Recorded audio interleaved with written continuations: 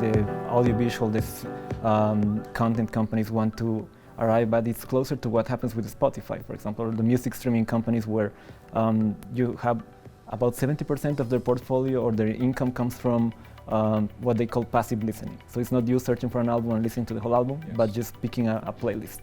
So how do you think that could translate to the film industry? That is already translating. So when you hear Netflix is a very reclusive company when it comes to sharing their insights. However, what they tell us is that a lot of consumption or watching that happens on their side is driven by their own algorithms.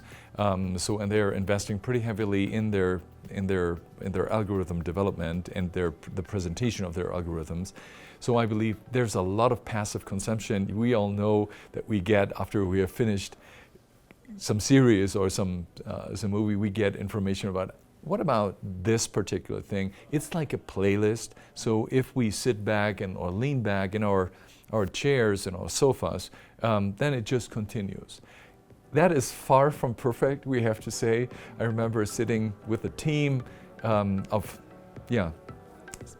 people who love movies, watching Roma, and afterwards we got a recommendation. We were not in the mood of continuing watching because Roma is such an absorbing, intense presentation, and we got a recommendation then for some sword fighting Latin American production.